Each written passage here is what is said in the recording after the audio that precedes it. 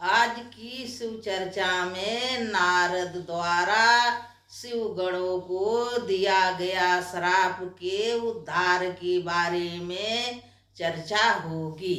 मेरे प्रिय दर्शकों, आप लोगों को पसंद आए तो मेरे सासु बहू चैनल को लाइक कीजिए, सब्सक्राइब कीजिए।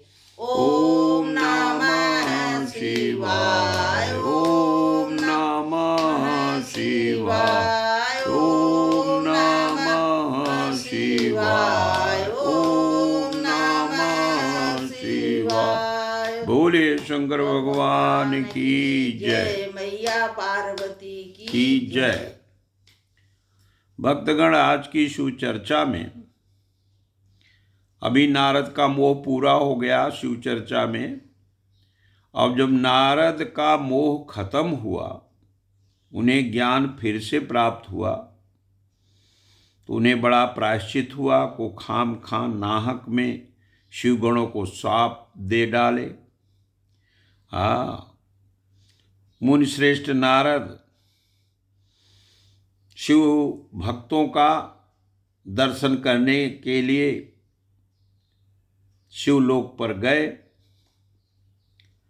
और दिव्यदर्शी नारद तो थे ही, वे तमाम पृथ्वी के तीर्थों पर विचर रहे थे। अब उनका चित्त शुद्ध हो गया था। और जो दोनों शिवगण थे, जब उन्हें पता लगा कि इनके ऊपर अब माया का कोई प्रभाव नहीं है, तो दोनों शिवगण उनके पास गए और उनके दिए हुए शाप से उद्धार की इच्छा रहकर प्रार्थना किए। दोनों शिवगणों ने बड़े आदर पूर्वक मुनिश्रेष्ठ नारद जी का पैर पकड़ लिया और मस्तक झुकाकर भली भांत प्रणाम करके उनसे प्रार्थना करने लगे कि हे ब्राह्मण, हे मुनिश्रेष्ठ, हम दोनों शिव के गण हैं। और उन्होंने कहा कि हम दोनों ने अपराध किया है।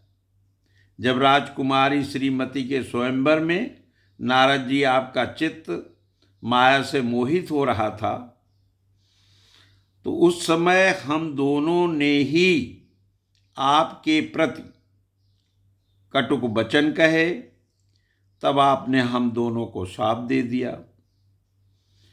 और वहाँ पर अच्छा समय न जानकर हम दोनों चुपचाप रहे और अपनी जीवन की रक्षा का उपाय सोचने लगे।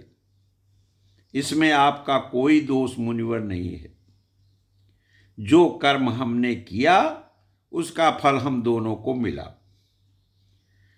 अब शिवगणों ने नारद मुनि से प्रार्थना की कि मुनिराज, हे ब्राह्मण, हे मुनिश्रेष्ठ, आप प्रसन्न होइए हम दोनों पर और हम दोनों पर अनुग्रह कीजिए। नारद जी बहुत ही निर्मल हृदय के हैं, कुछ मन में ग्लानि नहीं रखते हैं।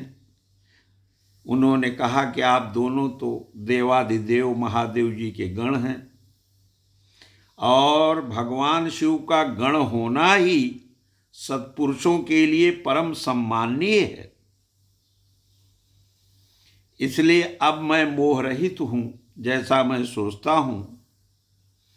पहले मेरी बुद्धि भ्रष्ट हो गई थी, बिगड़ गई थी और मैं मोह के वशीभूत हो गया था। इसीलिए आप दोनों को मैंने शाप दे दिया, ऐसा नारद जी ने कहा। नारद जी ने कहा कि जो कुछ मैंने कहा है वैसा तो होगा ही, तथापि मेरी बात ध्यान से सुनिए आप दोनों गण। मैं आप दोनों गणों को शापोद्धार की बात बता रहा हूं।